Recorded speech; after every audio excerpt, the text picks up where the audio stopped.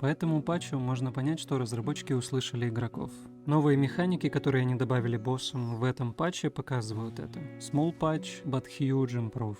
Только вот в предыдущем ролике я упомянул проблему с механиками, что они недостаточно интересны, что танк в бою какой-то бесполезный иногда. И тут же в следующей обнове выпускают чуть более веселые механики, да и к тому же танкозависимые, если это можно так назвать. Это теперь не скучный призыв или дот после смерти моба, а механика, для которой нужна координация и реакция игроков. Не скажу, что все идеально, есть небольшие погрешности, но подобное точно будет веселее. Надеюсь, в дальнейшем направление будет таким же. С такими механиками и компетитив PvE режима живет. Жестко, окей. Окей. Тут жесткая прям подстава сделана, я понял. А как рога тогда задоджить его?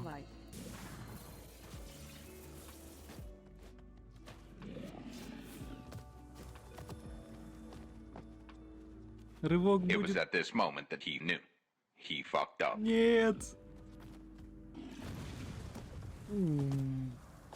Holy Всем сладких shit. снов, котики, и пупсики, и масики. Holy damn. А я сказал. До этой стадии, да? До 45%, да. На мне лазер. Ага, вижу.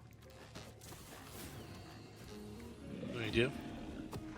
На дереве. И... Кто выжил, понял. Угу.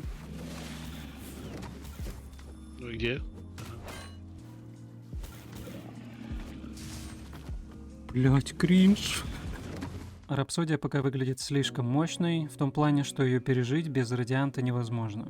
Даже если вы зайдете все в купол и разделите урон, то олень при этом также использует обилки, рывки и так далее, пока вы в куполе. И может вас вытолкнуть или добить. И для ДД хилов это конечное. А на 12-м ключе ситуация будет еще страшнее. А мы были на 9-м.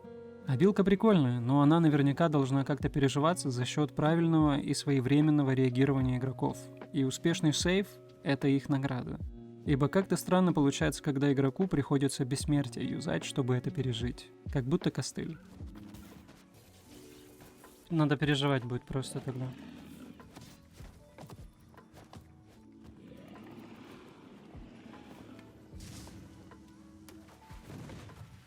Найс. По Envy ситуация иначе. Новая механика — это улучшенная старая, и выглядит она очень хорошо. Визуально нареканий вообще нет. И раз уж опять про визуал, то просто напомню, каким Курбанг может быть атмосферным и вайбовым проектом.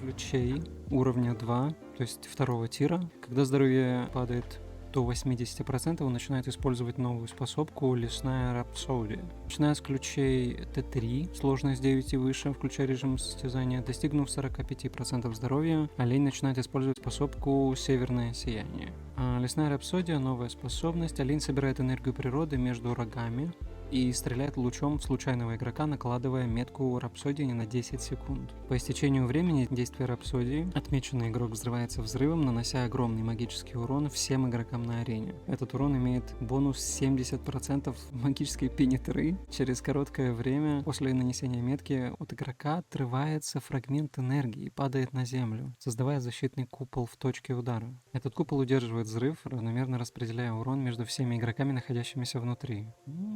Прикольно. Поинтереснее, чем призывы какие-нибудь снова и снова, например. It's nice. И северное сияние. Олень ударяет копытом по земле, рассеивая звездный свет по арене. Там, где приземляются звезды, создаются участки благословенной земли. Количество звезд всегда меньше количества игроков. Если игроков до 4, то будет на одну звезду меньше. Если игроков больше 4, то будет на 2 меньше. После этого олень начинает прыгать по центру арены, призывая дух первого оленя. Во время время ритуала олень становится иммунным ко всему урону и отталкивает любого, кто осмелится вмешаться. Через 8 секунд дух обрушивает свою ярость на всех игроков за пределами благословенной земли, нанося маг урон всем игрокам на арене. Этот урон имеет 70% маг пенетры. Нифига. Только один игрок может одновременно находиться на одном участке благословенной земли. Если ритуал убивает игрока, Дир начинает ритуал заново. Holy, окей. Но сейчас они отзывы пооставляют, игроки, я имею в виду. Artificial Corp впитывает чуть-чуть. Негатив, позитив, весь этот рассортируют. Может быть, и next получится боссы сразу какие-то уже более такие интересные. Они хотя бы вот обратили внимание теперь на такие сложные какие-то механики, где координация какая-то нужна. Вот это поприкольнее уже. Вот это лучше. Это в 100 раз лучше, чем призывные какие-то механики.